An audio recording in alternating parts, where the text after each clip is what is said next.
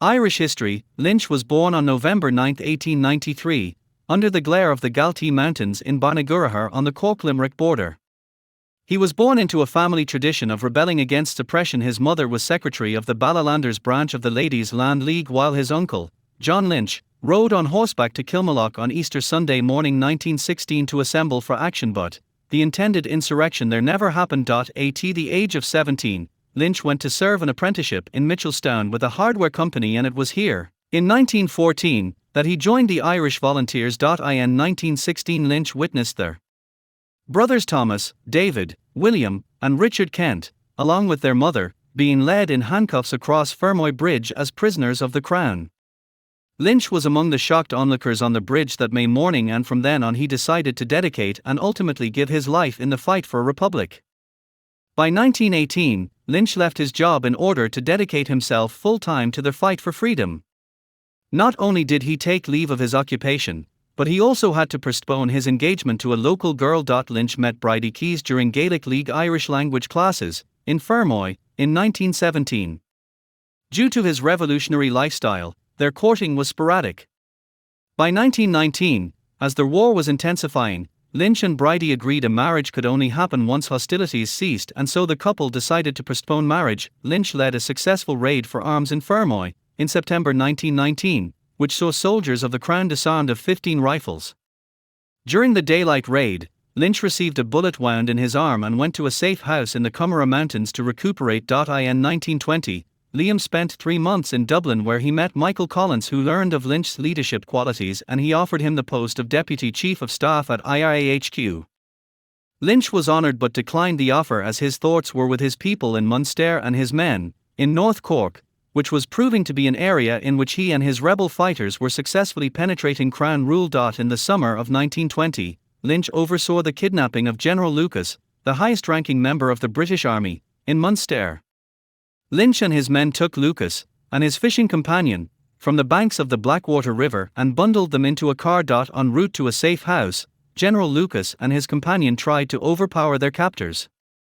A struggle ensued, but Lynch and his men got the better of the British officers, and General Lucas remained a prisoner of the IRA for a number of weeks before he finally escaped from a safe house in Limerick. In August 1920, Lynch was in Cork City Hall when it was raided by the Black and Tans, and he was arrested with Lord Mayor Terence MacSwiney. Lynch gave his name and address as James Casey of 25 Camden Street, Dublin. After 3 days in Cork jail, Lynch was released, but Lord Mayor MacSwiney was sent to Brixton Prison, where he went on hunger strike and died. In September 1920, Liam commanded the action that saw the destruction and successful raid for arms at Mallow Barracks. Months later he led a successful ambush of British troops at Mill Street, marking the Cork No. 2 Brigade as a fearsome weapon in the fight against the enemy.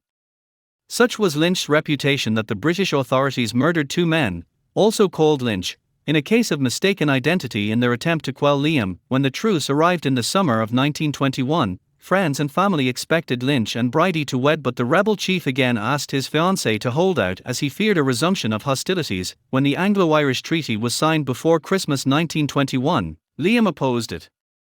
By March 1922 he became Chief of Staff of the anti-treaty IRA.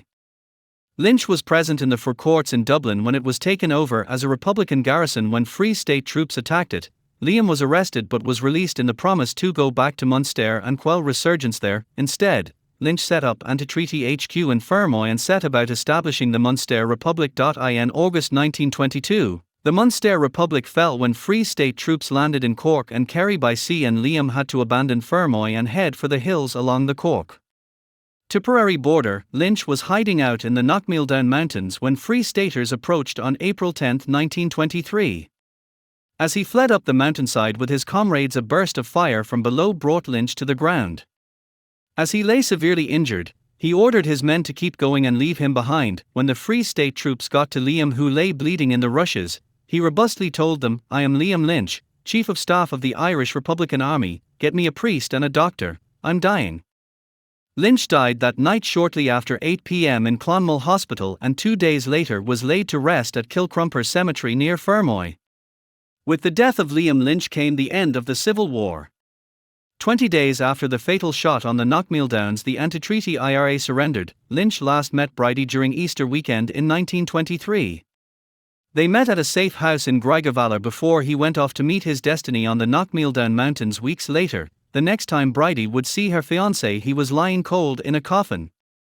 Bridie moved away from Fermoy after Lynch's death and found work with the Irish Hospital Sweepstakes. Bridie never married, she remained true to the Chief of the Irish Republic.